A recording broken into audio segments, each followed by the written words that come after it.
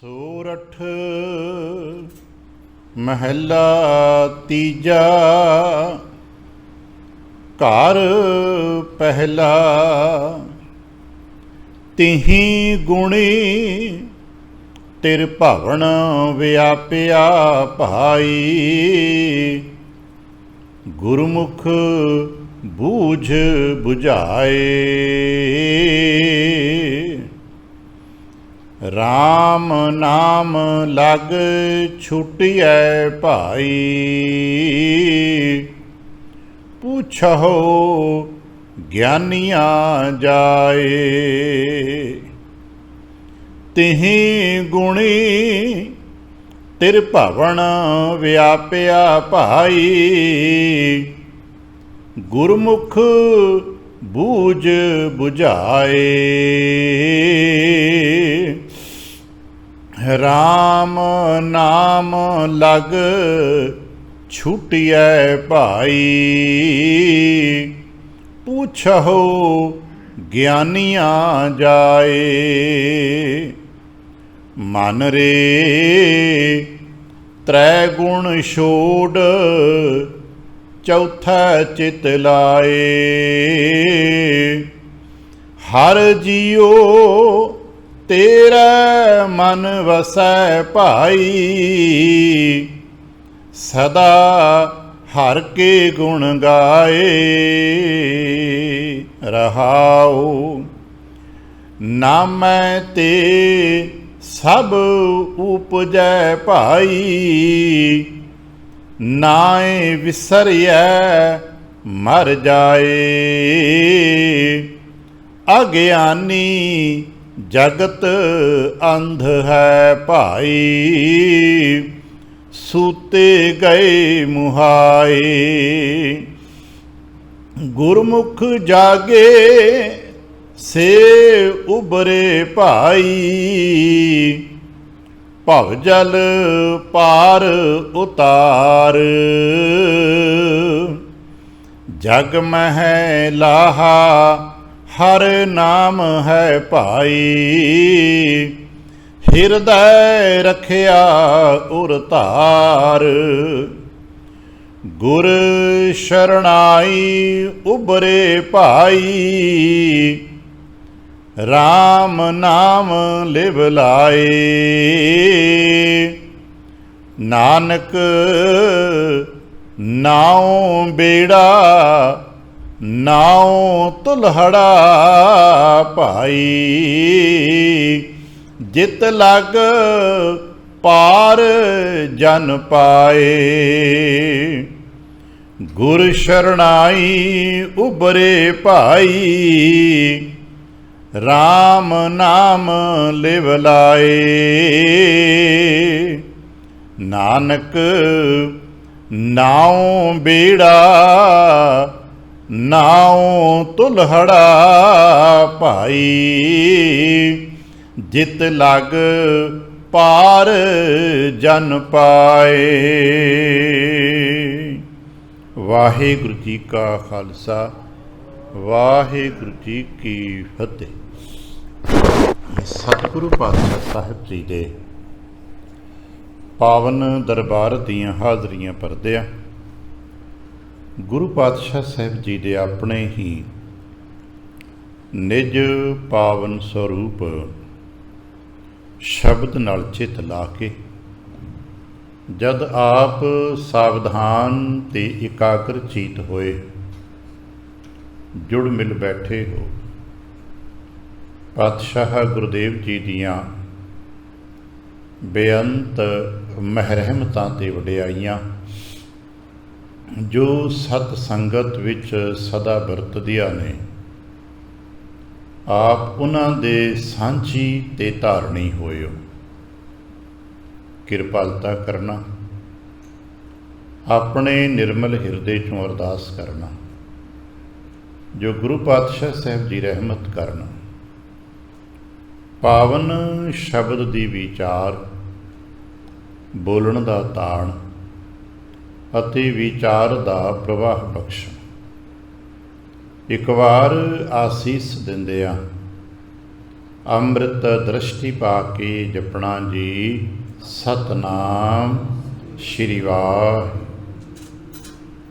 ਗਰੀਬ ਨਿਵਾਸ ਘਟ ਘਟ ਕੇ ਵਾਸੀ ਸ਼੍ਰੀ ਅਕਾਲ ਪੁਰਖ ਵਾਹਿਗੁਰੂ ਜੀ ਦਾ ਕੋਟਾਨ ਕੋਟ ਸ਼ੁਕਰਾਨਾ ਹੈ ਜੋ ਸੱਚੇ ਪਾਤਸ਼ਾਹ ਸਾਹਿਬ ਜੀ ਨੇ ਕਿਰਪਾ ਕੀਤੀ ਹੈ।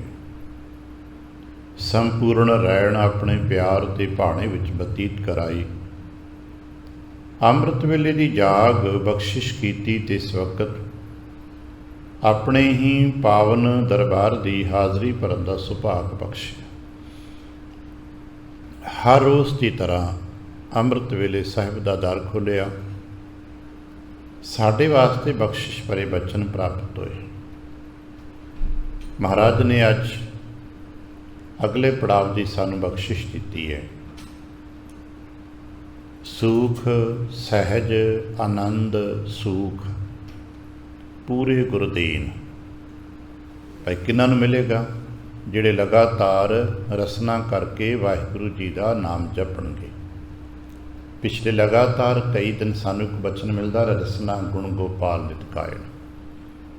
ਉਸ ਨੂੰ ਇੰਝ ਸਮਝੀ ਜੇ ਅਸੀਂ ਉਸ ਨੂੰ ਵਿਦਿਅਕ ਮੰਡਲਾਂ ਦੀ ਸਮਝਣਾ ਹੋਵੇ, ਜਿਵੇਂ ਅਸੀਂ ਇੱਕ ਸਬਕ ਅੱਜ ਕੱਲ੍ਹ ਇੱਕ ਸ਼ਬਦ ਪਾਠ ਜਾਂ ਲੈਸਨ ਹੋ ਗਿਆ, 2 ਦਿਨ 4 ਦਿਨ 6 ਦਿਨ ਹਫ਼ਤਾ ਲੱਗ ਜਾਂਦਾ ਇੱਕ ਲੈਸਨ ਕਲੀਅਰ ਕਰਦੇ ਆ। ਸਾਡੇ 'ਚੋਂ ਜਿਹੜੇ ਸ਼੍ਰੇਸ਼ਟ ਮੱਤ ਦੇ ਲੋਕ, ਉਮਰ ਕਰਕੇ ਨਹੀਂ, ਆਪ 'ਚ ਜਿਹੜੇ ਸ਼੍ਰੇਸ਼ਟ ਮੱਤ ਵਾਲੇ ਆਪ ਤੇ ਸਾਡੇ ਮਨਾਂ 'ਚ ਗੱਲ ਟਿੱਕੀ, ਬਹੁਤੇ ਜੀਆਂ ਦੇ ਮਨ 'ਚ ਟਿੱਕੀ ਹੋਣੀ ਕਿ ਬਾਰ-ਬਾਰ ਮਹਾਰਾਜ ਇੱਕ ਗੱਲ ਕਹਿ ਰਹੇ ਨੇ, ਸਾਨੂੰ ਕੁਝ ਕਰਨਾ ਚਾਹੀਦਾ ਹੈ। ਅਤੇ ਫਿਰ ਮਹਾਰਾਜ ਨੇ ਅਗਲਾ ਸਬਕ ਅੱਜ ਦਿੱਤਾ ਹੈ ਕਿ ਭਾਈ ਜੇ ਇਹ ਕਰਨ ਲੱਗ ਪਏ ਹੋ ਤਾਂ, ਕਿਉਂਕਿ ਜਿਹੜੇ ਜਪਣ ਲੱਗ ਪੈਂਦੇ ਇਹਨਾਂ ਨੂੰ ਸੁੱਖ ਮਿਲਣਾ ਹੀ ਮਿਲਣਾ। ਅਤੇ ਸੁੱਖ ਇਕੱਲਾ ਵਸਤੂਆਂ ਦਾ ਨਹੀਂ ਜੇ ਹੁੰਦਾ, ਸੁਖ ਸਹਿਜ ਆਨੰਦ ਬਹੁਤ ਕੁਝ ਇਕੱਠਾ ਮਿਲਦਾ ਹੈ। ਕਿਉਂਕਿ ਇੱਕ ਸਮਾਨ ਵਸਤੂ ਸਾਨੂੰ ਮਿਲੇ ਤਾਂ ਉਹਦੇ ਨਾਲ ਬਹੁਤ ਚੀਜ਼ਾਂ ਸੁਭਾਵਕ ਹੀ ਨਾਲ ਮਿਲ ਜਾਂਦੀਆਂ। ਇਹ ਸਤਿਗੁਰ ਨੇ ਸਾਨੂੰ ਦੂਜੇ ਪੜਾਵ ਦੀ ਗੱਲ ਦਿੱਤੀ ਹੈ। ਗੁਰਦੇਵ ਕਿਰਪਾ ਕਰਨਾ ਅਸੀਂ ਇਸ ਵਿਚਾਰਧਾਰਾ ਨੂੰ, ਇਸ ਪਾਵਨ ਬਖਸ਼ਿਸ਼ ਨੂੰ, ਜਿਹਨੂੰ ਗੁਰੂ ਗਿਆਨ ਵਿਚਾਰਧਾਰਾ ਕਹਿ ਸਕਦੇ ਹਾਂ, ਸਮਝ ਸਕੀਏ, ਪੜ੍ਹ ਸਕੀਏ, ਸੁਣ ਸਕੀਏ, ਵਿਚਾਰ ਕਰ ਸਕੀਏ ਅਤੇ ਜਿਤਨਾ ਵੱਧ ਤੋਂ ਵੱਧ ਹੋਏ ਇਸ ਨੂੰ ਕਮਾ ਸਕੀਏ। ਕਿਉਂਕਿ ਪੜ੍ਹਨ ਸੁਣਨ ਤੱਕ ਹੀ ਸੀਮਤ ਨਾ ਰਹਿ ਜਾਈਏ।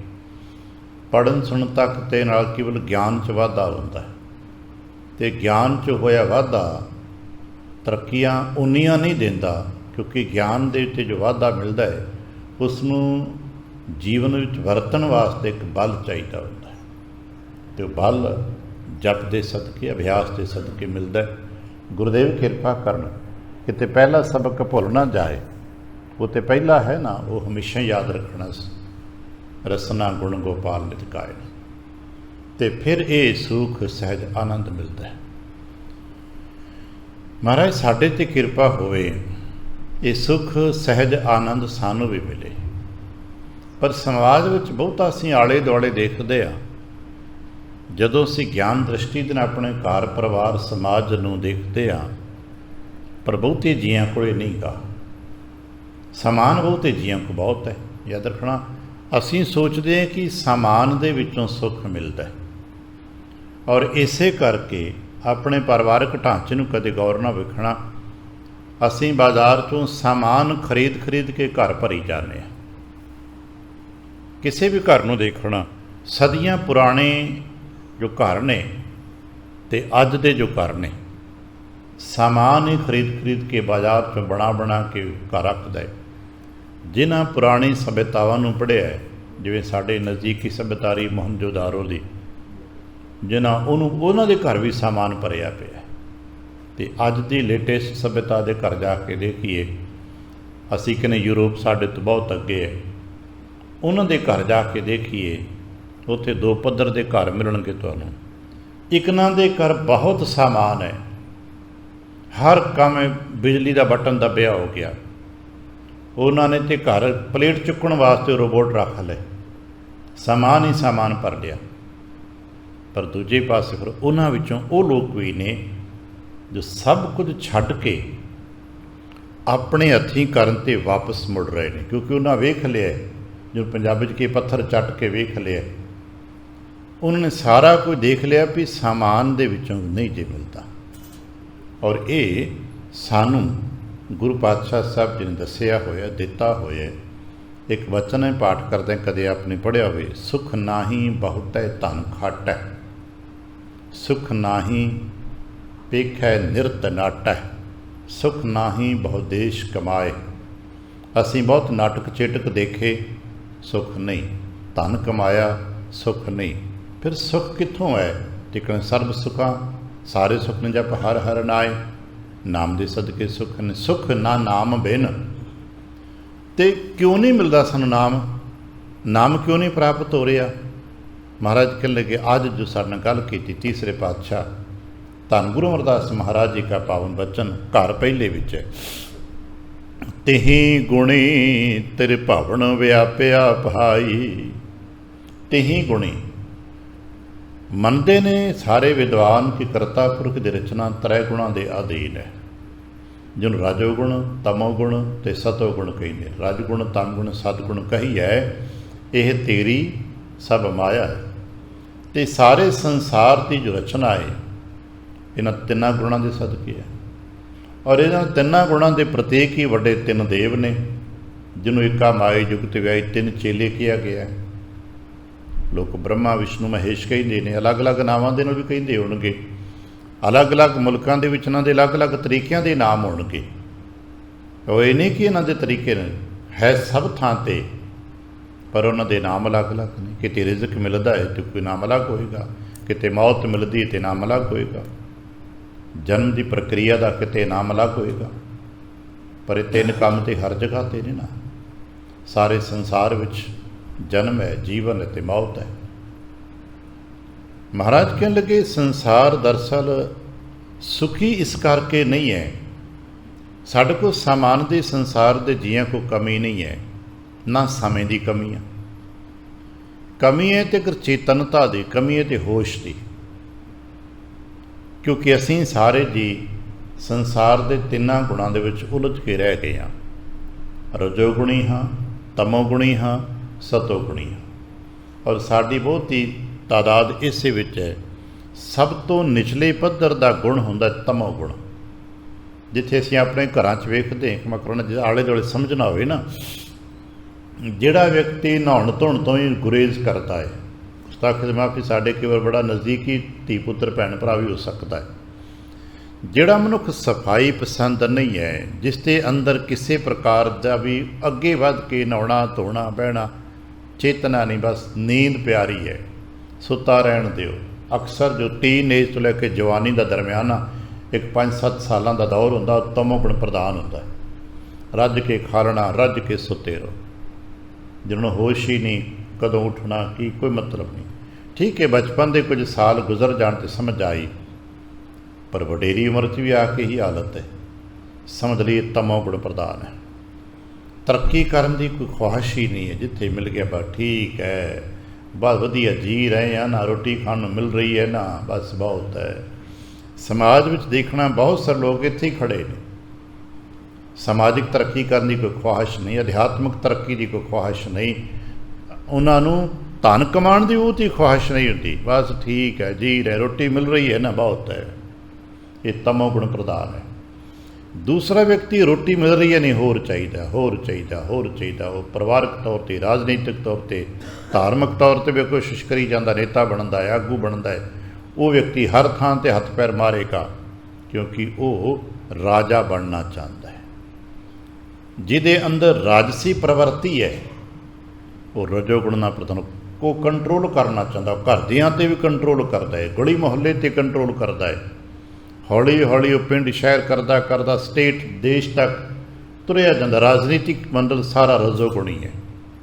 और साढ़े घर च ठीक है, साड़ी पहुँच बन पाई या नहीं बन पाई, लेकिन ख्वाहिश तो है ना, मेरा भी हुक्म चलता, मैं भी राजा होता, मैं भी नेता होता। ये रजोगुण साढ़े ते है। तीसरे ने जिहड़े ठीक है, ईमानदारी नाल काम करना चाहिए, बेईमानी नहीं करनी, थोड़े होंदे ने जो मिल रहा ठीक है। इत्थे संतोख वरतन लग पैंदा, ठीक है भाई। ये सतोगुणी ने, चंगे ने, शरीफ ने, साऊ ने, भले ने, मेहनत मशक्कत करते हैं, बेईमानियां तो, निंदा चुगलियां तो, ਠੱਗੀਆਂ ਫਰੇਬੀਆਂ ਤੋਂ ਬਚੇ, ਪਰ ਇਹਨਾਂ ਦੀ ਗਿਣਤੀ ਬਹੁਤ ਥੋੜ੍ਹੀ ਹੁੰਦੀ ਹੈ। ਆ ਤਮਾਮ ਸਾਡੇ ਸਤਸੰਗੀ ਇਸ ਗੁਣਾਂ 'ਤੇ ਹੁੰਦੇ ਨੇ। ਆਲੇ ਦੁਆਲੇ ਦੇ ਸਤਸੰਗੀ ਨੂੰ ਵੇਖ ਲਈ, ਜਿਹੜੇ ਵਾਕਈ ਸਤਸੰਗੀ ਨੇ ਉਹ ਜਿੰਨੀ ਕੁ ਕਮਾਈ ਕਰਦੇ ਨੇ, ਠੀਕ ਹੈ ਮਹਾਰਾਜ ਨੇ ਜੋ ਦਿੱਤਾ ਹੈ ਬਹੁਤ ਹੈ, ਜੋ ਹੈਗਾ ਠੀਕ ਹੈ ਭਾਈ, ਉੱਥੇ ਟਿਕੇ ਹੋਏ ਨੇ। ਪਰ ਇੱਕ ਕਮੀ ਉਹਨਾਂ 'ਚ ਰਹਿ ਜਾਂਦੀ, ਨਾਮ ਨਹੀਂ ਜਪਦੇ ਹੋਏ। ਉਹ ਸੱਤ ਤੱਕ ਤੇ ਅਜੇ ਨੂੰ ਇਸ ਨੂੰ ਕਦੇ ਕਦੇ ਨਾਸਤਕ ਕਹਿਦੇ ਨੇ ਨਾ, ਨਾਸਤਕ ਵੀ ਸਤਗੁਣੀ ਮੁਕਾਮ 'ਤੇ ਹੁੰਦੇ ਨੇ, ਨਿਹਾਇਤ ਇਮਾਨਦਾਰ ਹੁੰਦੇ ਨੇ। ਬੇਈਮਾਨੀ ਇੱਕ ਪੈਸੇ ਦੀ ਨਹੀਂ ਕਰਦੇ, ਇਮਾਨਦਾਰੀ ਨਾਲ ਕੰਮ ਕਰਦੇ ਨੇ, ਭਲਾ ਕਰਦੇ ਨੇ, ਪਰਉਪਕਾਰ ਕਰਦੇ ਨੇ, ਪਰ ਇੱਕ ਕੰਮ ਨਹੀਂ ਕਰਦੇ। ਅਜੇ ਕੋਈ ਨਾਮ ਜਪੋ ਨਹੀਂ, ਜਪਿਆ ਨਹੀਂ ਜਾਂਦਾ। ਜਾਂ ਤਾਂ ਮਨ ਨਹੀਂ ਮੰਨਦਾ, ਅਤੇ ਜਿਹਨਾਂ ਦਾ ਮਨ ਜਪਦਾ ਅਤੇ ਉਹਨਾਂ ਦਾ ਤਨ ਸਾਥ ਨਹੀਂ ਦਿੰਦਾ, ਅਜੇ ਉਹ ਤੀਜੇ ਗੁਣ ਦੇ ਵਿੱਚ ਹੀ ਹੈ। ਨਤੀਜਨ ਚੌਥਾ ਗੁਣ ਪ੍ਰਾਪਤ ਨਹੀਂ ਹੋ ਰਿਹਾ, ਅਤੇ ਚੌਥਾ ਗੁਣ ਹੀ ਸਮਝ ਹੈ। ਗੁਰੂ ਨਾਨਕ ਦੇ ਦਰ ਦੀ ਗੱਲ ਤੇ ਚੌਥੇ ਗੁਣ ਦੀ ਹੈ। ਇਸੇ ਕਰਕੇ ਸਿਆਣੇ ਕਹਿੰਦੇ ਨੇ ਕਿ ਜਿੱਥੇ ਸੰਸਾਰ ਦੀ ਵਿਚਾਰ ਠਹਿਰ ਜਾਂਦੀ, ਰੁਕ ਜਾਂਦੀ, ਗੁਰੂ ਨਾਨਕ ਜੀ ਉੱਥੋਂ ਲੈ ਕੇ ਤੇ ਚੱਲਦੇ ਨੇ। ਨਹੀਂ ਤੇ ਸੰਸਾਰ ਮੰਡਲ 'ਚ ਰਾਜਨੀਤਿਕ ਦੀ ਵਿਆਖਿਆ ਬਹੁਤ ਹੋ ਚੁੱਕੀ ਹੈ, ਸਮਾਜਿਕ ਵਿਆਖਿਆਵਾਂ ਬਹੁਤ ਹੋ ਚੁੱਕੀਆਂ ਨੇ। ਹਰ ਪੱਧਰ ਦੀਆਂ ਵਿਆਖਿਆਵਾਂ ਗੁਰੂ ਨਾਨਕ ਸਾਹਿਬ ਤੋਂ ਪਹਿਲਾਂ ਗ੍ਰੰਥ ਭਰੇ ਪਏ ਨੇ, ਪਰ ਫਿਰ ਵੀ ਗੁਰੂ ਨਾਨਕ ਸਾਹਿਬ ਜੀ ਦਾ ਵਿਚਾਰ ਨਵਾਂ ਹੈ, ਕਿਉਂਕਿ ਗੁਰੂ ਨਾਨਕ ਜੀ ਦਾ ਵਿਚਾਰ ਉਹਨਾਂ ਤੋਂ ਅਗਲਾ ਹੈ। ਉਹ ਹੈ ਗੁਰੂ ਨਾਨਕ ਸਾਹਿਬ ਜੀ ਨੇ ਹੀ ਇਹ ਸੂਤਰ ਜਗਤ ਨੂੰ ਦਿੱਤਾ ਹੈ ਕਿ ਸਾਰੇ ਜਗਤ ਵਿੱਚ ਕੇਵਲ ਤੇ ਕੇਵਲ ਇੱਕ ਕਰਤਾ ਪੁਰਖ ਦੀ ਹੀ ਪਰਮ ਸੱਤਾ ਵਰਤ ਰਹੀ ਜੇ, ਔਰ ਉਸਦਾ ਕੋਈ ਰੰਗ ਰੂਪ ਚੱਕਰ ਚਿਹਨ ਨਹੀਂ ਜੇ। ਸਾਰੇ ਸੰਸਾਰ ਦੀ ਉਤਪੰਨਤਾ ਤੇ ਪਰਲੋ ਉਹਦੇ ਸਦਕੇ ਹੋ ਰਹੀ ਜੇ, ਔਰ ਇੱਥੇ ਜੋ ਕੁਝ ਵਰਤ ਰਿਹਾ ਜੇ ਉਸੇ ਨਿਯਮ ਦੇ ਅਧੀਨ ਹੈ। ਉਸੇ ਨੂੰ ਗੁਰੂ ਨਾਨਕ ਬਾਬਾ ਜੀ ਨੇ ਹੁਕਮ ਕਿਹਾ। ਹੁਕਮ ਦੀ ਪਰਿਭਾਸ਼ਾਵਾਂ ਅਤੇ ਹੁਕਮ ਦੀ ਵਿਆਖਿਆਵਾਂ ਅਤੇ ਹੁਕਮ ਦੇ ਇਹ ਗੱਲਾਂ ਗੁਰੂ ਨਾਨਕ ਜੀ ਤੇ ਗੁਰੂ ਨਾਨਕ ਜੀ ਤੋਂ ਪਹਿਲਾਂ ਅਗਰ ਥੋੜ੍ਹਾ ਬਹੁਤਾ ਅਸੀਂ ਇੱਕ ਜੇ ਸਮਝ ਕੇ ਕਰੀਏਗਾ, ਜੋਗੀਆਂ ਨੇ, ਗੋਰਖਨਾਥ ਨੇ ਸ਼ਬਦ ਦੀ ਗੱਲ ਕੀਤੀ ਹੈ, ਪਰ ਸ਼ਬਦ ਦੀ ਗੱਲ ਕਰਦਿਆਂ ਕਰਦਿਆਂ ਉਹ ਸ਼ਬਦ ਦੇ ਨਾਲ ਗੁਰੂ ਕਲਾ ਦੀ ਸੰਬੰਧਿਤ ਵਿਚਾਰਧਾਰਾ ਨੂੰ ਨਹੀਂ ਪਕੜਿਆ। ਇਹ ਕਿਹਾ ਕਿ ਸ਼ਬਦ ਹੈ, ਸ਼ਬਦ ਕਰਨਾ ਚਾਹੀਦਾ ਹੈ। ਜੋਗੀ ਵੀ ਸ਼ਬਦ ਸੁਣਨ ਦੀ ਕੋਸ਼ਿਸ਼ ਕਰਦੇ ਨੇ, ਜੋਗੀ ਵੀ ਅਨਹਦ ਸ਼ਬਦ ਸੁਣਨ ਦਾ ਯਤਨ ਕਰਦੇ ਨੇ, ਪਰ ਉਹਨਾਂ ਚਿਰ ਹੀ ਸੁਣ ਸਕਦੇ ਨੇ ਜਿੰਨਾ ਚਿਰ ਉਹਨਾਂ ਦੀ ਲਿਵ ਲੱਗੀ ਰਹਿੰਦੀ ਹੈ। ਅਤੇ ਉਹਨਾਂ ਦੀ ਮਜਬੂਰੀ ਹੈ, ਕਿਉਂਕਿ ਸ਼ਬਦ ਦੇ ਅੰਦਰ ਦੀ ਗੁਰੂ ਕਲਾ ਨੂੰ ਨਹੀਂ ਜਾਣ ਪਾਏ। ਨਤੀਜਨ ਉਹਨਾਂ ਨੂੰ ਨਸ਼ੇ ਦਾ ਸਹਾਰਾ ਲੈਣਾ ਪੈਂਦਾ ਰਿਹਾ। ਤਾਈਓ ਤੇ ਗੁਰੂ ਨਾਨਕ ਸਾਹਿਬ ਦੇ ਕੇ ਵੀ ਭੰਗ ਪੀ ਪੀ ਕੇ ਰੱਖਦੇ ਨੇ, ਕਦੇ ਸ਼ਰਾਬ ਰੱਖ ਦਿੰਦੇ ਨੇ, ਕਦੇ ਭੰਗ ਦਾ ਪਿਆਲਾ, ਕਦੇ ਸ਼ਰਾਬ ਦਾ ਪਿਆਲਾ ਰੱਖ ਦਿੰਦੇ ਨੇ, ਬਾਬਾ ਇਹ ਪੀ ਅਤੇ ਮਸਤੀ ਲੈ। ਗੁਰੂ ਨਾਨਕ ਪਾਤਸ਼ਾਹ ਸਾਹਿਬ ਜੀ ਕਹਿੰਦੇ ਨਹੀਂ। ਗੁਰੂ ਨਾਨਕ ਪਾਤਸ਼ਾਹ ਕਹਿੰਦੇ ਨੇ ਸ਼ਬਦ ਗੁਰੂ ਹੈ। ਜਿਵੇਂ ਉਹ ਕਹਿੰਦੇ ਤੁਹਾਡਾ ਗੁਰੂ ਬਾਂਹ ਬਣ ਕੇ ਲੈ ਜਾਂਦਾ, ਕਿ ਲੱਗੇ ਸ਼ਬਦ ਨਾਲ ਸੰਬੰਧਿਤ ਤੇ ਉਹ ਸ਼ਬਦ ਦੀ ਅਗਵਾਈ ਕਰਦਾ ਹੈ। ਅੱਜ ਸਾਨੂੰ ਸਮਝਾਉਂਦੇ ਨੇ, ਸਾਡਾ ਸਾਰਾ ਸਮਾਜ, ਅਸੀਂ ਸਾਰੇ ਜੀ ਤੇਹੀ ਗੁਣੀ, ਤਿੰਨਾਂ ਗੁਣਾਂ ਦੇ ਵਿੱਚ ਤੇਰੇ ਭਾਵਨ ਸਾਰਾ ਸੰਸਾਰ ਵਿਆਪਿਆ। ਤਿੰਨਾਂ ਗੁਣਾਂ ਦੇ ਵਿੱਚ ਹੀ ਸਾਰਾ ਸੰਸਾਰ ਖੱਚਦਾ ਪਿਆ। ਭਾਈ ਕਾਰਜ ਕੀ ਕਰੀਏ ਫਿਰ? ਕਹਿਣ ਲੱਗੇ ਜੇ ਸਮਝਣਾ ਨਾ ਅੱਗੇ, ਗੁਰਮੁਖ ਬੂਝ, ਗੁਰਮੁਖ ਬਣ ਅਤੇ ਫਿਰ ਸਮਝ ਪ੍ਰਾਪਤ ਕਰ। ਗੁਰਮੁਖ ਬੂਝ ਬੁਝਾਏ। ਬੂਝ ਦਾ ਮਤਲਬ ਸਮਝ ਪ੍ਰਾਪਤ ਕਰ, ਜਿਹਨੂੰ ਪੰਜਾਬੀ 'ਚ ਆਪਾਂ ਸੋਝੀ ਕਹੀ ਨੇ। ਸੋਝੀ ਆ ਕਦੇ ਕਦੇ ਸੋਝੀ ਕਰੋ ਕਿ ਸੋਝੀ ਆਈ। ਕਈ ਵਾਰ ਆਪਾਂ ਗੱਲਾਂ ਕਰਦੇ ਕਿ ਬੜੇ ਚਿਰਾਂ ਬਾਅਦ ਮੈਨੂੰ ਤਾਂ ਸੋਝੀ ਸਾਨੂੰ ਹੁਣ ਆਈ, ਕੰਮ ਤਾਂ ਬੜੇ ਚਿਰਾਂ ਤੋਂ ਕਰਦੇ ਸਾਂ, ਪਰ ਕੀ ਕਰੀਏ ਸੋਝੀ ਹੁਣ ਆਈ। ਇਹ ਸੋਝੀ ਜਿਹੜੀ ਹੈ ਨਾ ਬੜੀ ਕੀਮਤੀ ਚੀਜ਼ ਹੈ। ਜਪਜੀ ਸ਼ਬਦ 'ਚ ਇਸ ਨੂੰ ਪੰਜਵੇਂ ਮੁਕਾਮ 'ਤੇ ਰੱਖਿਆ, ਸਭ ਤੋਂ ਸ਼ਿਖਰ 'ਤੇ, ਔਰ ਇੱਥੇ ਉਸ ਨੂੰ ਸੁੱਧ ਕਿਹਾ। ਆਪ ਜੀ ਪੜ੍ਹਦੇ ਹੋ ਨਾ, ਤਿੱਥੇ ਘੜੀਏ ਸੁਰਤ ਮਤ ਮਨ ਬੁੱਧ, ਇਹ ਚਾਰ ਚੀਜ਼ਾਂ ਪਹਿਲੀ ਤੁਕ ਵਿੱਚ।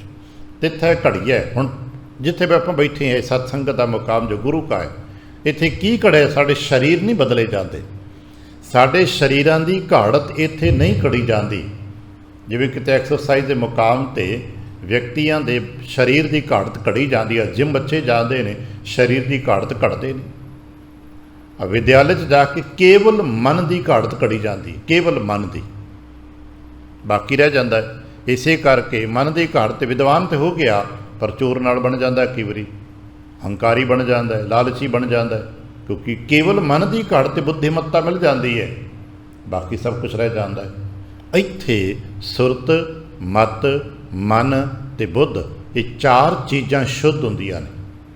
ਜਦੋਂ ਇਹ ਚਾਰ ਚੀਜ਼ਾਂ ਪੂਰੀ ਤਰ੍ਹਾਂ ਨਿਰਮਲ ਹੋ ਜਾਂਦੀਆਂ ਨੇ, ਸ਼ੁੱਧ ਹੋ ਜਾਂਦੀਆਂ ਨੇ, ਤੇ ਫਿਰ ਅਗਲੀ ਤੁਕ ਪ੍ਰਾਪਤ ਹੁੰਦੀ, ਅਗਲੀ ਪੌੜੀ ਪ੍ਰਾਪਤ ਹੁੰਦੀ, ਅਗਲਾ ਪੜਾਅ ਮਿਲਦਾ ਹੈ। ਉਹ ਹੈ ਤਿੱਥੈ ਘੜੀਐ ਸੁਰਾਂ ਸਿੱਧਾਂ ਕੀ ਸੁਧ। ਇੱਥੇ ਘੜੀ ਜਾਂਦੀ ਹੈ ਦੇਵਤਿਆਂ ਵਰਗੀ ਸੋਝੀ, ਸੁਰਾਂ ਦੇਵਤਿਆਂ ਵਰਗੀ ਸ਼੍ਰੇਸ਼ਟ ਪੁਰਖਾਂ ਦੀ ਸੋਝੀ।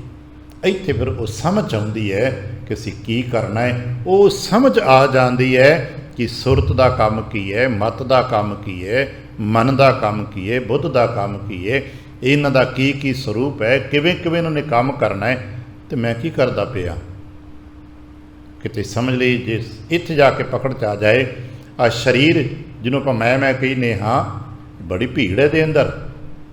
ਮੈਂ ਹਾਂ, ਮੇਰਾ ਮਨ ਹੈ, ਮੇਰੀ ਮਤ ਹੈ, ਮੇਰੀ ਬੁੱਧ ਹੈ, ਮੇਰੀ ਸੁਰਤ ਹੈ, ਮੇਰੀ ਆਤਮਾ ਹੈ, ਇੰਨੀ ਭੀੜ ਹੈ ਇਕੱਠੀ ਅੰਦਰ। ਅਸੀਂ ਇੱਥੇ ਸਮਝ ਆਉਂਦੀ ਕਿ ਇੰਨਾ ਕੁਛ ਹੈ, ਇਹਨਾਂ ਸਾਰਿਆਂ ਨੂੰ ਸਹਿਯੋਗੀ ਬਣਾਉਣਾ ਹੈ। ਮੇਰੇ ਹੱਥ ਨੇ, ਮੇਰੇ ਪੈਰ ਨੇ, ਮੇਰੇ ਅੱਖਾਂ, ਮੇਰੇ ਨੱਕ, ਇੰਨਾ ਕੁਝ ਮੈਨੂੰ ਮਿਲਿਆ ਹੋਇਆ। ਅਸੀਂ ਰੱਬ ਨੇ ਮੈਨੂੰ ਕੁਝ ਦਿੱਤਾ ਹੀ ਨਹੀਂ, ਸਾਨੂੰ ਪਤਾ ਹੀ ਨਹੀਂ ਮੈਨੂੰ ਕੀ ਦਿੱਤਾ ਹੋਇਆ।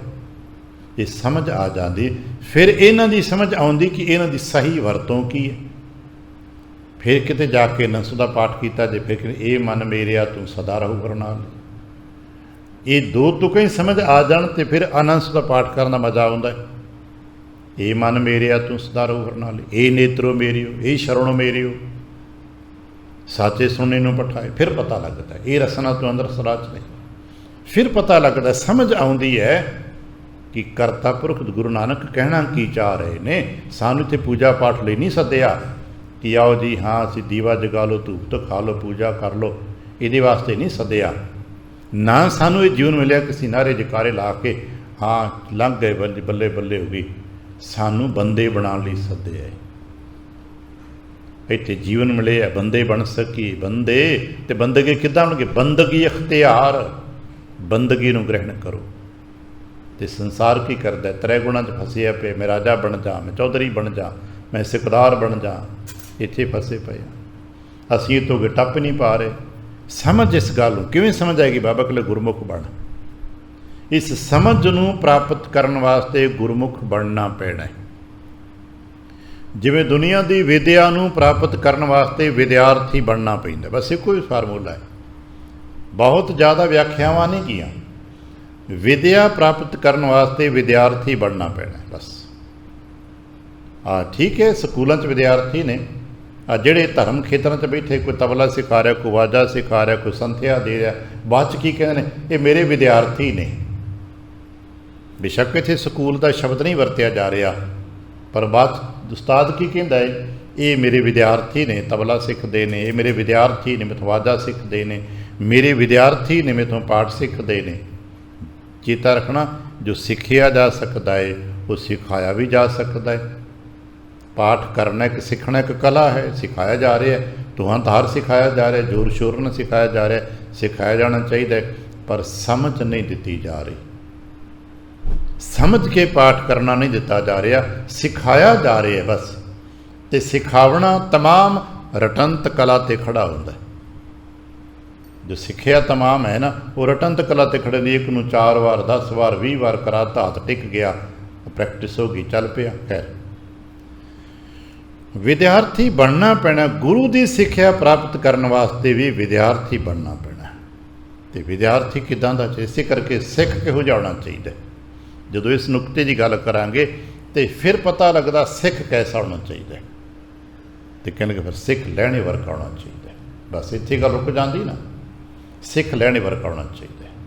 ਹੁਣ ਆਪਣੇ ਆਪ ਨੂੰ ਦੇਖਣਾ ਸੀ ਕਿ ਲਹਿਣਾ ਜੀ ਦੇ ਜੋ 8 ਸਾਲ ਨੇ ਗੁਰੂ ਨਾਨਕ ਸਾਹਿਬ ਦੀ ਸੰਗਤ ਵਿੱਚ, ਉਹਨਾਂ ਦਾ ਕਿਤੇ ਇੱਕ ਦਿਨ ਦਾ, ਇੱਕ ਪਹਿਰ ਭਰ ਦਾ ਜੀਵਨ ਪਾਦਰ ਵੀ ਸਾਡੇ ਕੋਲ ਹੈਗਾ। ਅਸਾਂ ਸਾਰੀ ਉਮਰ ਲਾ ਦਿੱਤੀ, ਲੱਗ ਗਈ 30-30 40-40 ਸਾਲ ਸਾਡੇ ਲੱਗ ਗਏ ਪਾਠ ਕਰਦਿਆਂ, ਨਿਤਨੇਮ ਕਰਦਿਆਂ, ਕਥਾ ਕਰਦਿਆਂ, ਸੁਣਦਿਆਂ ਕਿ ਬਾਬਾ ਲਹਿਣਾ ਜੀ ਵਰਗਾ ਇੱਕ ਦਿਨ ਦਾ, ਉਹਨਾਂ 'ਤੇ 8 ਸਾਲ ਇੱਕ ਤਾਰ ਲਗਾਏ ਨੇ। ਅਸੀਂ, ਸਾਡਾ ਆਦਰਸ਼, ਇੱਕ ਸਿੱਖ ਹੋਣ ਦੇ ਨਾਤੇ ਸਾਡਾ ਆਦਰਸ਼ ਬਾਬਾ ਲਹਿਣਾ ਹੈ ਕਿ ਅਸੀਂ ਬਾਬੇ ਲਹਿਣੇ ਵਰਗੇ ਸਿੱਖ ਬਣ ਸਕਾਂਗੇ। ਬਸ ਐਸੇ ਬਣ ਜਾਏ। ਕਿਤਨਾ ਬਣ ਸਕਾਂਗੇ ਇਹ ਦਾਵਾ ਨਹੀਂ, ਅਸੀਂ ਦਾਵਾ ਨਹੀਂ ਕਰਾਂਗੇ ਵੀ 100% ਨਹੀਂ, ਐਸਾ ਨਹੀਂ ਹੋ ਸਕਦਾ। ਦਾਵਾ ਨਹੀਂ ਕਰਨਾ ਚਾਹੀਦਾ क्योंकि कोई ये कदे ना कहे तो असीं जी बड़े सच्चे सुच्चे सिख हाँ, हालांकि लोग करते ने, असीं तो सच्चे सिख हाँ, असीं एक दूजे नूं वड्डा ते छोटा कही जाने। ये मूर्खतापूर्ण करतब ने, नादानियां दे करतब ने। ज्यों ज्यों ये समझ आएगी तो कहना शुरू कर देंगे ना भाई अजे सिख नहीं पाए, वडेरे गुरमुखां की संगत की तो कि सारी उम्र च सिख बन जाइए इन्ना ही बहुत है। भाई साहब गुरदास साहब वर्गी शख्सियत नूं पुछिया सी, बाबा तुहाडे को अंतम इच्छा ख्वाहिश हो, कहने लगे हाँ जे कर सकते तो कर लेना, की करिए जी, जो मेरे प्राण छुट जान तो मेरी संस्कार करोगे? हाँ जी, इनू किते पवित्रा थावां ते पावनमा तुर पे गंगा लै जाइए, उन्हां राहां ते छिड़क देना, उन्हां दरियावां च पा देना जिथों दी संगत लंघ के गुरु तक पहुँचती है, ताकि मतां मेरी राख खा के किसी गुरमुख की चरण छो प्राप्त कर ले।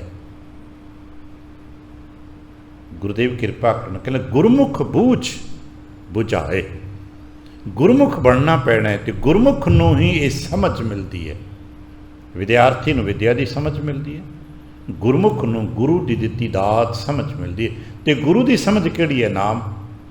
नानक कह घर केवल नाम। नानक के घर विदा विदांतां दी व्याख्यावां नहीं कीतियां जांदियां। गुरु नानक के घर विच दुनिया भर दी फिलासफियां दी व्याख्यावां नहीं कीतियां जांदियां। गुरु नानक साहब जी कदे नहीं कहते भी तू आ शास्त्र पढ़।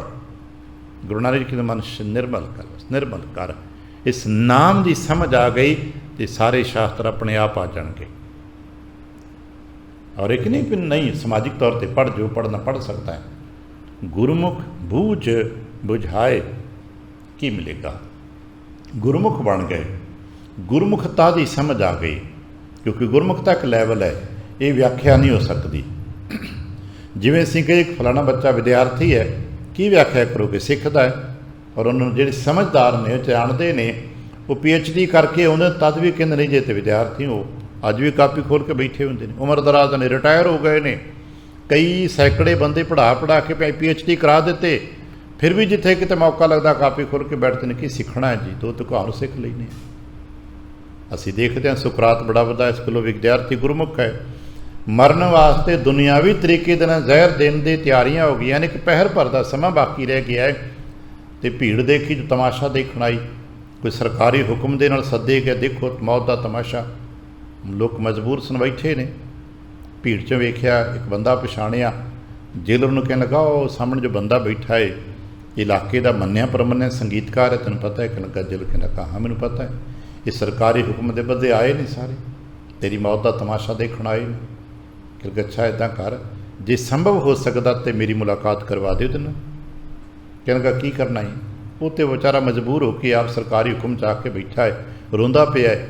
कहने लगा कोई गल नहीं, वो वक्री गल का मन है, रोंदा ना, मैं उस तो कुछ सिख लवां, पता लगा उन्हें कोई नवीं संगीत की धुन बनाई है। जिल कहने लगा पहर भर रह गया, तेन जहर दे के मार देना है।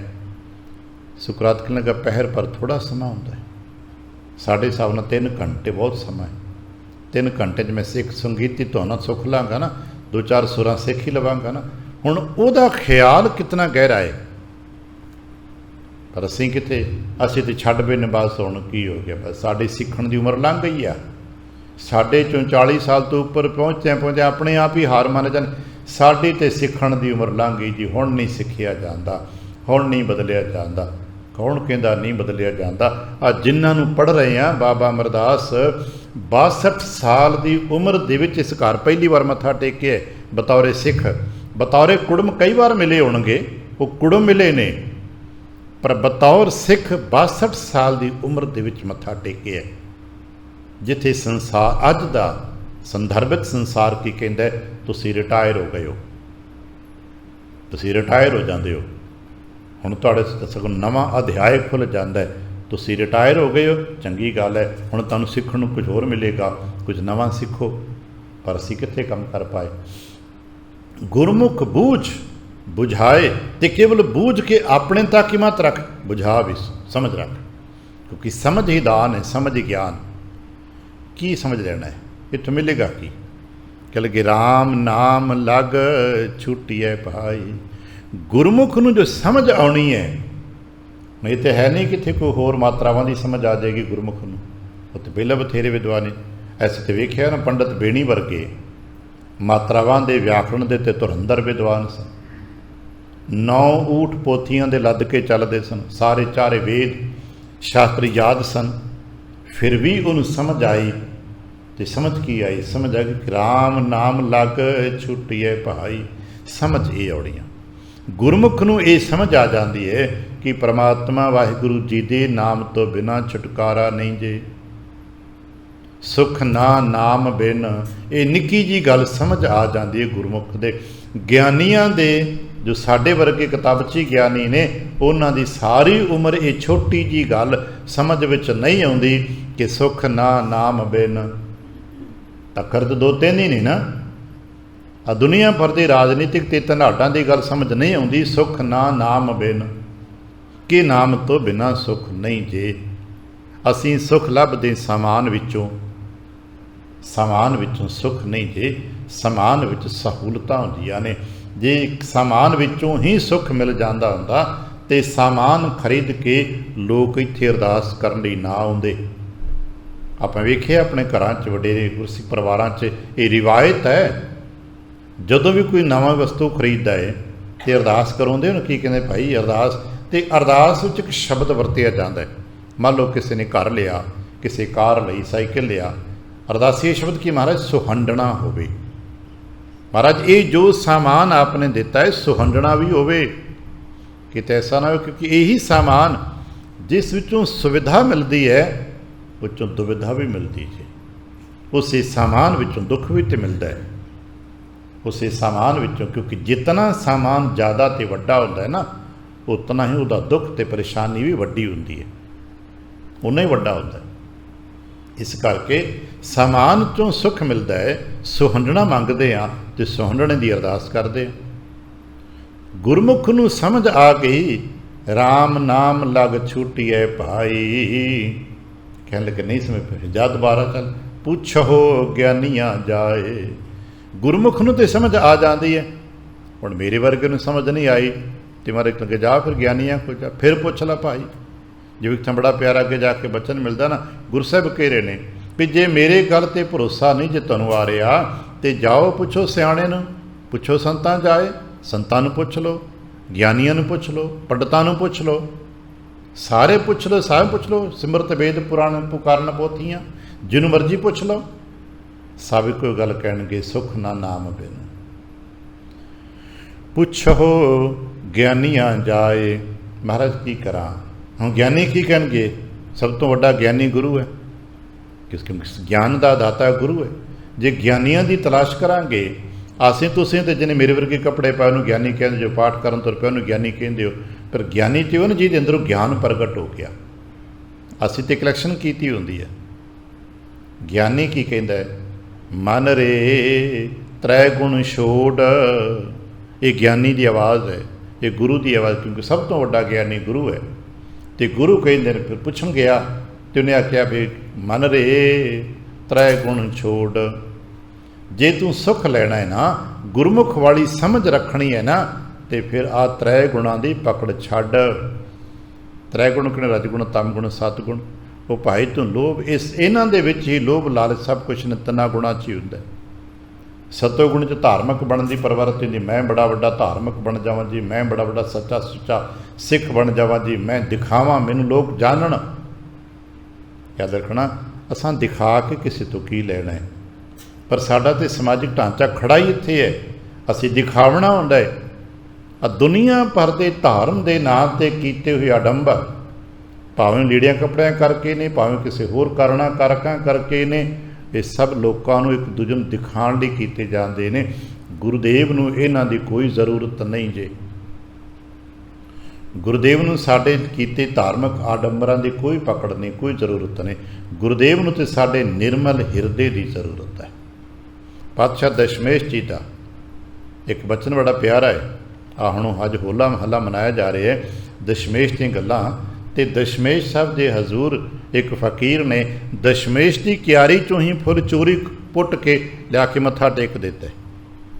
ਦਸ਼ਮੇਸ਼ ਦੀ ਬਣਾਈ ਹੋਈ ਕਿਆਰੀ ਜੋ ਮਾਤਾ ਜੀਤੋ ਜੀ ਨੇ ਬਣਾਈ ਸੀ ਅਨੰਦਪੁਰ ਸਾਹਿਬ ਦੇ ਵਿੱਚ, ਬੜੇ ਸੋਹਣੇ ਫੁੱਲ ਆਏ ਨੇ। ਸੋਹਣਾ ਤੇ ਮੋਹਣਾ ਉਹਦੇ ਮਾਲੀ ਨੇ बड़े प्यार नाल फुੱਲ तैयार करते हैं, बेबहारे फुੱਲ तैयार किए हैं, क्योंकि एक रूटीन परिवारक सी कि माता जीतो जी रोज़ाना फुੱਲ भेंट करते सन दशमेश से। तो चेन सी कि अमृत वेले सोयना मोहना दोवां जियां ने उठना, इशनान पान करना, ताजे सोहने खिड़े फुੱਲ तोड़ने, तैयार करने, टोकरी च पा के माता जीतो जी दर ते जाके मत्था टेक आउणा। माता जीतो जी ने अपना दर खोलना, टोकरी च फुੱਲ रखे होने, उन्हां वो फुੱਲ लैने, एक सुंदर माला परोनी, तो जो पातशाह दशमेश के दर्शन करने तो वह फुੱਲਾਂ की माला दुनियावी तौर पर पति परमेश्वर ते गुरु है उन्होंने गल च पहना देने। एक परंपरा सी, एक मर्यादा नहीं, एक परिवार की रूटीन सी सोहनी। तो पातशाह दशमेश जी का रूटीन वर्क सीगा रोज़ाना का। जो माता जीतो जी ने दर्शन करन आउणा तो उन्हें फुੱਲ लैके आउणा, फुੱਲ भेंट करने, फुੱਲਾਂ के फुੱलहार पहनावना। और माता जीतो जी ने पातशाह दशमेश के प्रकाशपुर वास्ते उचेचे फुੱਲ तैयार करवाए सन, बेबहारे भी सुंदर ने, दशमेश को पसंद ने। याद रखना गुरता तो अलावा परिवार भी तो है ना, तो परिवारक मंडल दी अपनी गल्लां भी हैगियां।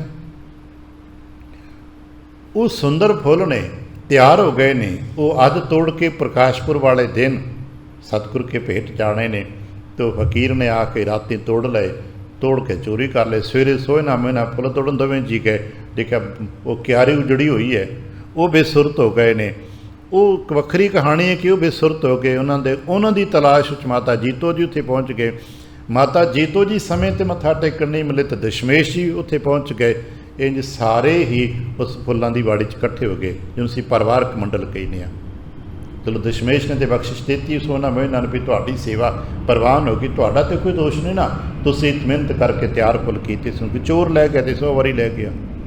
हुण दरबार लगा, जो असीं खुला दरबार कहने आसा की वार तो बाद जो बिलावल कीर्तन हुंदा ना, थोड़ा माहौल खुल जाता है, कोई संगत आके अपनी अरदास भेंट करवाउंदी है। क्योंकि आसा की वार दे विच कोई विशेष अरदास नहीं हुंदी, बिलावल तो बाद एक खुल हुंदी है, संगत आके मत्था टेकदी है, अपनी गल्लां बातां भी कर लेंदे ने।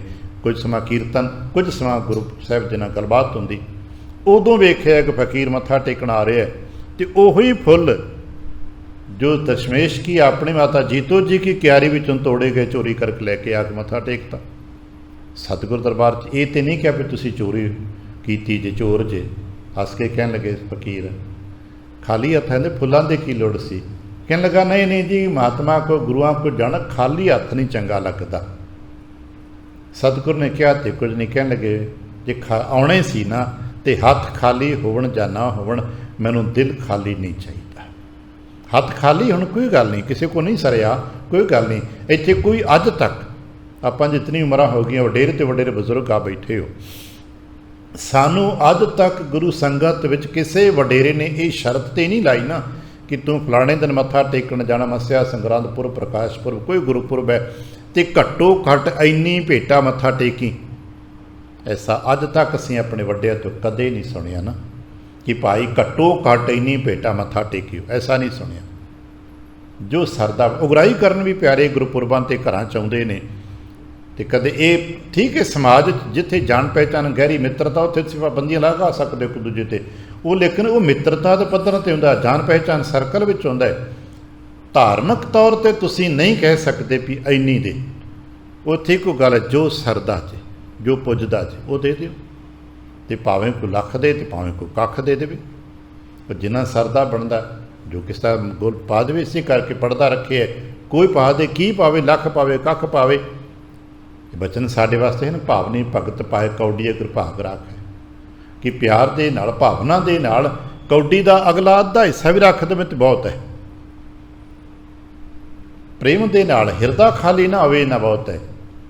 किते सानू समझ आ जाए, असानू कोई चीज़ दशमेश नूं नहीं चाहिए, गुरुदेव नूं अगर चाहिए तो साडे हिरदे दा प्यार चाहिए, गुरु नूं चाहिए तो साडा निर्मल हिरदा चाहिए। आ होलियां ते महलियां ते अगर दशमेश नूं चाहिए तो साडा खास स्वरूप चाहिए। खास स्वरूप लीड़े कपड़े रंगिया होया नहीं, खास स्वरूप है साडा निर्मल हिरदे दा। बड़ा प्यारा बचना पढ़ते हो, कीर्तन भाई साहब कई बार पढ़ते होने आ, खास करके वैसाखियां ते पढ़दा, खालसा खास कहावै सोई, पढ़ते हैं ना, खालसा खास कहावै सोई। ते किहड़ा खालसा है, जाके हिरदै भरम ना होई। अगली ਭਰਮ ਭੇਖ ਤੇ ਰਹੇ ਨਿਆਰਾ। ਭਰਮ ਤੋਂ ਵੀ ਨਿਆਰਾ ਰਹੇ ਤੇ ਭੇਖਾਂ ਤੋਂ ਵੀ ਨਿਆਰਾ ਰਹੇ। ਅਸੀਂ ਤੇ ਭੇਖਾਂ ਦੇ ਭਰਮ 'ਚ ਹੀ ਪੈ ਗਏ, ਅਸੀਂ ਤੇ ਕਰਮ ਕਾਂਡਾਂ ਦੇ ਭਰਮ 'ਚ ਪਏ ਹੋਏ ਹਾਂ। ਅਸੀਂ तमाम ਪ੍ਰਕਾਰ ਦੇ ਭਰਮ ਪਾਲ ਕੇ ਬੈਠੇ ਹਾਂ। ਉਹ ਕਹਿ ਰਹੇ ਨੇ ਭਰਮ ਭੇਖ ਤੇ ਰਹੇ ਨਿਆਰਾ, ਸੋ ਖਾਲਸ ਸਤਿਗੁਰੂ ਹਮਾਰਾ। ਇਹਨਾਂ ਰਹੱਸਵਾਦੀ ਬਖਸ਼ਣਾ ਨੂੰ ਅਸੀਂ ਸਮਝਣ ਦੀ ਕੋਸ਼ਿਸ਼ ਨਹੀਂ ਕੀਤੀ ਕਿ ਭਰਮ ਭੇਖ ਤੋਂ ਮੁਕਤ ਹੋਣਾ ਸੀ ਆਸਾਨ ਹੈ। ਖਾਲਸਾ ਭਰਮ ਤੇ ਭੇਖਾਂ ਤੋਂ ਮੁਕਤ ਹੈ। ਖਾਲਸਾ ਖਾਸ ਹੈ। ਖਾਸ ਦਾ ਮਤਲਬ ਹੁੰਦਾ ਜੋ ਅੱਜ ਖਾਸ ਹੈ। ਅੱਜ ਖਾਲਸਾ ਖਾਸ ਭਇਓ ਅਬ। ਖਾਲਸਾ ਖਾਸ ਹੈ। ਖਾਸ ਦਾ ਮਤਲਬ ਜੋ ਵਿਸ਼ੇਸ਼ ਹੈ, ਜੋ ਖਾਲਿਸ ਹੈ, ਜੋ ਸ਼ੁੱਧ ਹੈ, ਜੋ ਨਿਰੋਲ ਤੱਤ ਨੂੰ ਪ੍ਰਾਪਤ ਕਰਦਾ ਹੈ। ਤੇ ਨਿਰੋਲ ਤੱਤ ਕਿਹੜਾ ਹੈ? ਨਿਰੋਲ ਤੱਤ ਪਰਮੇਸ਼ਵਰ ਦਾ ਹੀ ਹੈ, ਜੋ ਨਾਮ ਤੱਤ ਨੂੰ ਪ੍ਰਾਪਤ ਕਰਦਾ ਹੈ। ਮਹਾਰਾਜ ਕਹਿਣ ਲੱਗੇ ਤ੍ਰੈ ਗੁਣ ਛੋੜ ਚੌਥਾ ਚਿਤ ਲਾਏ। ਚੌਥਾ ਪੜਾਵ ਹੈ ਨਿਰੋਲ ਪਦਵੀ ਦਾ। ਇਸੇ ਕਰਕੇ ਰਜਗੁਣ ਤਮਗੁਣ ਸਤਗੁਣ ਕਹੀਐ, ਇਹ ਤੇਰੀ ਸਭ ਮਾਇਆ। ਚੌਥੇ ਪਦ ਕੋ ਜੋ ਨਰ ਚੀਨ੍ਹੈ, ਤਿਨ ਹੀ ਪਰਮ ਪਦ ਪਾਇਆ। ਪਰਮ ਪਦ ਵੀ ਖਾਲਸਾ ਦੇ ਕਿਉਂ ਮਿਲਦੀ? ਜੇ ਚੌਥੇ ਪਦ ਨੂੰ ਪਛਾਣਦਾ ਹੈ। ਤੇ ਚੌਥਾ ਪਦ ਕੀ ਹੈ? ਅਸੀਂ ਕਹਿੰਦੇ ਸਹਿਜ ਦਾ, ਉਨਮਨੀ ਅਵਸਥਾ ਦਾ। ਤ੍ਰੈ ਗੁਣ ਛੋੜ ਚੌਥੇ ਚਿਤ ਲਾਏ। ਇਸ ਤਿੰਨਾਂ ਗੁਣਾਂ ਤੋਂ ਉੱਪਰ ਚੱਲ, ਲੋਭ ਲਾਲਚਾਂ ਤੋਂ, ਵਿਕਾਰਾਂ ਤੋਂ, ਵਿਚਾਰਾਂ ਤੋਂ ਉੱਚਾ ਚੱਲ। ਉਹ ਨਾਮ ਦਾ ਪਦ। ਉੱਥੇ ਕੀ ਮਿਲੇਗਾ? ਕਹਿ ਲਗੇ ਹਰ ਜੀਓ ਤੇਰੇ ਮਨ ਵਸੈ। ਜਦੋਂ ਤੂੰ ਇਹਨਾਂ ਤਿੰਨਾਂ ਗੁਣਾਂ ਤੋਂ ਪਾਰ ਜਾਏਗਾ ਤੇ ਸੁੱਤੇ ਸਿੱਧ ਹੀ ਤੇਰੇ ਹਿਰਦੇ 'ਚ ਵਾਹਿਗੁਰੂ ਆਣ ਵਸੇਗਾ। ਜਿਵੇਂ ਅਸੀਂ ਕਈ ਵਾਰ ਬਾਅਦ ਵਿਚਾਰ ਕਰਦੇ ਹਾਂ, ਇੱਕ ਸਪੈਸ਼ਲ ਹਾਈਟ 'ਤੇ ਪਹੁੰਚ ਜਾਓਗੇ ਤੇ ਠੰਡਕ ਆਪਣੇ ਆਪ ਮਿਲੇਗੀ। ਆ ਹੁਣ ਗਰਮੀਆਂ 'ਚ ਲੋਕਾਂ ਸ਼ਿਮਲੇ ਵੱਲ ਜਾਣਾ, ਕਿਸੇ ਮਨਾਲੀ ਤੁਰ ਪੈਣਾ, ਕਿਸੇ ਨੈਣੀਤਾਲ ਨੂੰ ਤੁਰ ਪੈਣਾ। ਤੇ ਕਰਨਾ ਕੀ? ਇੱਕ ਹਾਈਟ 'ਤੇ ਜਾਣਾ ਨਾ, ਉਸ ਹਾਈਟ 'ਤੇ ਪਹੁੰਚੋਗੇ ਤੇ ਠੰਡਕ ਆਪਣੇ ਆਪ ਮਿਲੇਗੀ।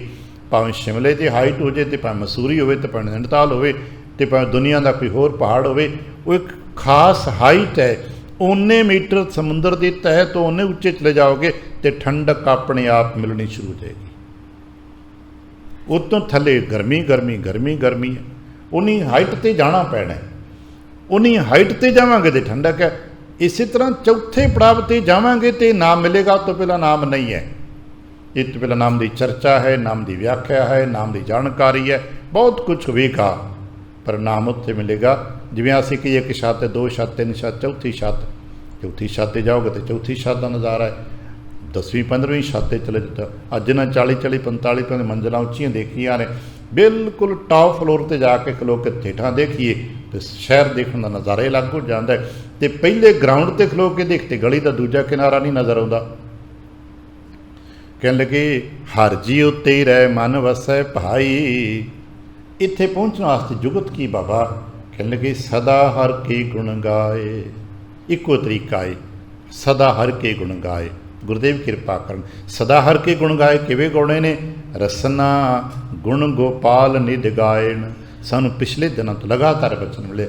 ਜੇ ਰਸਨਾ ਕਰਕੇ ਗੁਣ ਗੋਪਾਲ ਨਿਧ ਗਾਇਣ ਹੋ ਗਿਆ ਤਾਂ ਕੀ ਫਿਰ ਮਿਲੇਗਾ? ਸੁਖ ਸਹਿਜ ਆਨੰਦ। ਇਹ ਸਮਝ ਗਿਆ, ਸਹਿਜ ਸਮਾਧ ਆਨੰਦ ਸੁਖ ਪੂਰੇ ਗੁਰਦੀਨ। ਫਿਰ ਗੁਰੂ ਦਿੰਦੇ ਨੇ। ਗੁਰਦੇਵ ਕਿਰਪਾ ਕਰਨ ਅਸੀਂ ਐਸਾ ਕਰ ਸਕੀਏ। ਇਹ ਰਹੱਸ ਹੈ ਜੋ ਕਰਤੇ ਦਾ ਸ਼ਬਦ 'ਚ ਪਾਵਨ ਬਚਨਾਂ ਵਿੱਚ ਮਿਲ ਸਕੇ। ਤਰ੍ਹਾਂ ਗੁਣਾਂ ਤੋਂ ਉੱਚੀ ਉੱਠ ਸਕੀਏ। ਚੌਥੇ ਗੁਣ ਵਿੱਚ ਆਪਾਂ ਟਿਕ ਸਕੀਏ। ਖਾਲਸਾ ਚੌਥੇ ਗੁਣ ਦਾ ਧਾਰਨੀ ਹੈ। ਖਾਲਸਾ ਚੌਥੀ ਪਦਵੀ ਦਾ ਧਾਰਨੀ ਹੈ। ਚੌਥੇ ਪੜਾਅ 'ਤੇ ਜੋ ਪਹੁੰਚਾ ਉਹ ਖਾਲਸਾ ਹੈ। ਕਿਉਂਕਿ ਇਸ ਤੋਂ ਪਹਿਲਾਂ ਜਨਮ ਹੈ ਤੇ ਮੌਤ ਹੈ। ਜਦੋਂ ਜਨਮ ਦਾ ਮੌਤ ਮਿਟਦੀ ਹੈ ਤੇ ਜਨ ਰਹਿ ਜਾਂਦਾ ਹੈ ਤੇ ਜਨ ਖਾਲਸਾ ਬਣ ਜਾਂਦਾ ਹੈ। ਕਹੋ ਕਬੀਰ ਜਨ ਭਏ ਖਾਲਸੇ, ਤਾਂ ਖਾਲਸੇ ਬਣ ਜਾਂਦੇ। ਗੁਰਦੇਵ ਕਿਰਪਾ ਕਰਨ ਅਸੀਂ ਸਾਰੇ ਹੀ ਜਨ ਬਣ ਸਕੀਏ। ਜਨ ਬਣ ਕੇ ਤੇ ਖਾਲਸੇ ਬਣ ਸਕਾਂਗੇ। ਤੈਨੂੰ ਇੱਕ ਬਚਨ ਪ੍ਰਵਾਨ ਕਰਨਾ, ਭੁੱਲ ਚੁੱਕ ਦੀ ਖਿਮਾ, ਆਸੀਸ ਅਤੇ ਪਿਆਰ ਦਿਨ ਫਤਿਹ ਬੁਲਾਵਣਾ ਜੀ। ਵਾਹਿਗੁਰੂ ਜੀ ਕਾ ਖਾਲਸਾ, ਵਾਹਿਗੁਰੂ।